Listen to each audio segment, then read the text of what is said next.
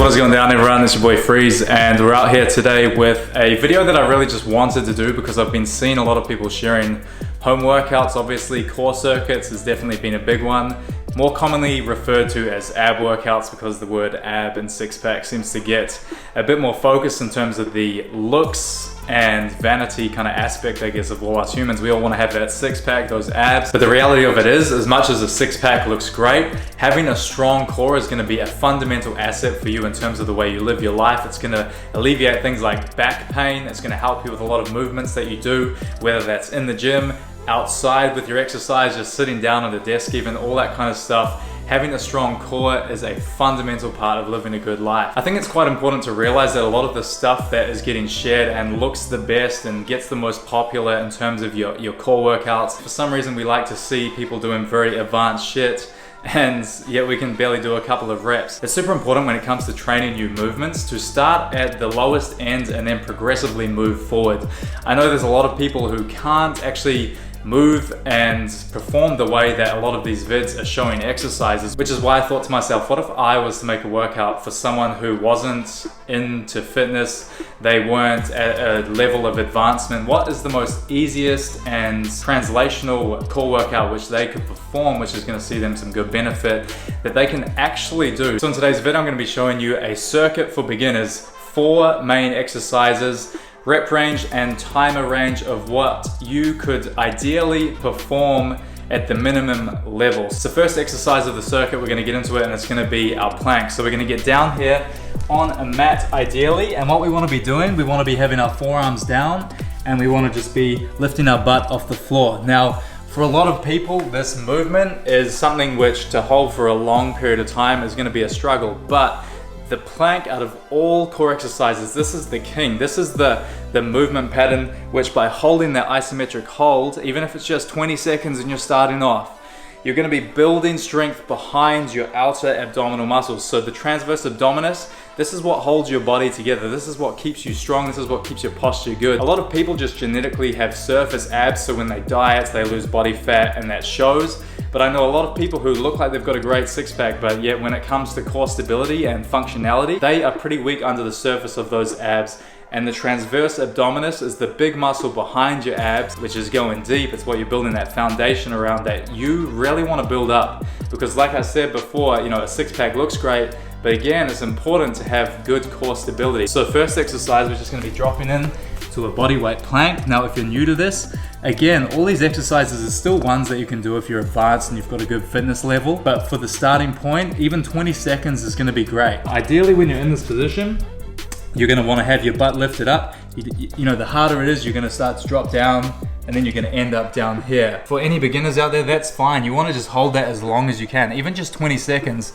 With this circuit, it's important to even not go fully to your max failure. So even for me, even though I could plank for a few minutes, if I'm doing this in a circuit, I'll just be going for about a minute to a minute and a half, and then I'll be doing the other exercises, which, like I said, these are the most basic movements, but in terms of your rep ranges and how long you hold them for, in terms of the timer and all that kind of stuff, even if you're more advanced, you can be doing this circuit. So first exercise, the plank, let's get straight into it. We're just gonna be going for an easy 20 to 30 seconds, just holding that strong posture. So again, we're just trying to focus on really just sucking in our belly button and just not letting our butts fall down. We're just trying to hold up strong. Again, not up here so that we're resting on our forearms completely. We've got the forearms for stability, but we're mainly just trying to hold that and just keep a good, strong plank.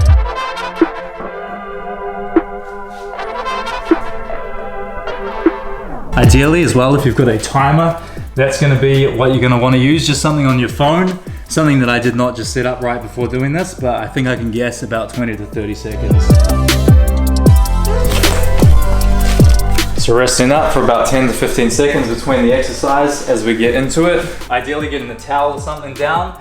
We're going to be doing what we call knee tuck crunches. Now with the knee tuck crunch, this is basically an introduction into doing sit-ups. I know a lot of people struggle to even do a good sit-up with good form, whether that's just one rep or with, putting some reps together. So with your normal sit-up, ideally you're going to have your feet on the ground, you're going to have your hands behind your head, and you're going to be crunching up. Another variation with hands above the head, a bit easier, you can get some momentum. For a lot of people, I know they still can't even do that, at least to put in some good reps. For the introductory version of this, we're gonna be doing what we call a knee tuck crunch. So you just wanna have your knees up, you wanna have your shins parallel to the ground ideally, and it doesn't look like much, but we're gonna be just crunching up, and this is the most easiest variation of sit-up progression that we can start with. So we're just gonna be going for 15 reps.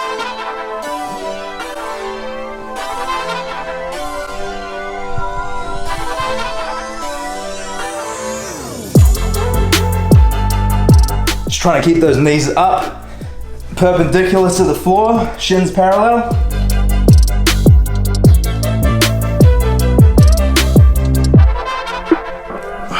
$15 there, just like that. Now, it doesn't look like much, but this is gonna be engaging our upper abdominals. So with our first exercise, the plank, we're hitting our transverse, everything behind our abs. With the knee tuck crunches, we're gonna be hitting our upper abdominals. Now we're gonna get into our third movement. We're gonna be doing a V-sit oblique twist. And we're not gonna be using any added weight. So from here, we just wanna have our feet either crossed over or to the side. It doesn't matter, whatever you're comfortable with. The most challenging part about this is gonna be just getting in a position where you feel balanced. Even for a lot of you guys, if you're starting out, you're carrying a bit of weight on yourself, even just holding this point is gonna be challenging for you. What we wanna do is be using our hands and putting them in a diamond formation. We're just gonna be going from side to side with our head following. Basically all around the side of our abdominals, our obliques actually really hold our body together in terms of like an X. Having strong obliques is completely functional for everything you do in life. So twisting each side, and as we twist, we're gonna be bringing our knees to the other side. We're just going for 15 reps each side.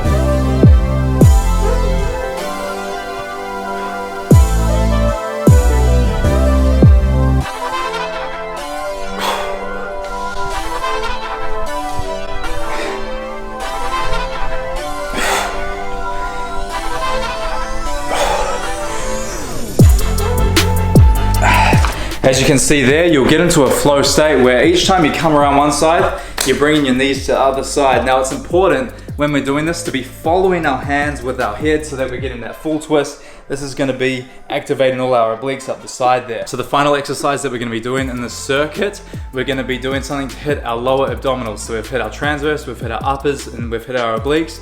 Now we wanna hit the lowers. When it comes to any lower abdominal work, especially if you're holding weight on your frame, for a lot of people, myself included, belly fat usually sits around those lower abs. So because it is common to hold fat above our lower abdomen, it's gonna be a lot harder to get that mind muscle connection, which is why for a lot of people doing lower ab training, a lot of even the most simple movements are very hard and compared to the most simple of the sit-up varieties and anything hitting your upper or your obliques, because that's something we're used to using a lot more. Lower abs is something that we don't use as much in our everyday life. So what we're gonna be doing for the final exercise in the circuit, we're gonna be doing an introductory version of our straight leg raises. So an advanced variation to hit your lower abs is basically where you have your hands down by your side and you're raising your legs up, sometimes even with a little bit of extra at the top, and then lowering them down. And then before our feet hit the ground, we're up again. Now this is quite an advanced movement and it takes a lot of strength to be able to do that. For a lot of people, I know that they're beginners and they can't do that. So what we're gonna be doing, we're gonna be getting our lower abs used to holding weight. For this, we just wanna have, just like we did with our knee tucks, we're gonna have our knees up and we're just gonna be dropping our heels a little bit, still hands by our sides, and we're just trying to pull and let our heels go out to a point where we feel comfortable and then pull them back in. And ideally, we're just gonna be going for 15 reps on this. Each rep just experimenting with how far out you go. The further out you go, the harder it's gonna be. So if you're just beginning, you just wanna keep that nice and tight, not coming out too far. But what this is gonna be doing is gonna be training our lower abs to be able to handle that weight for more advanced variations as we move forward. So ideally, just 12 to 15 reps on this.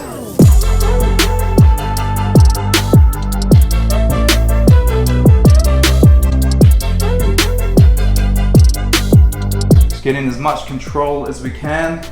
Keeping our back flat on the floor.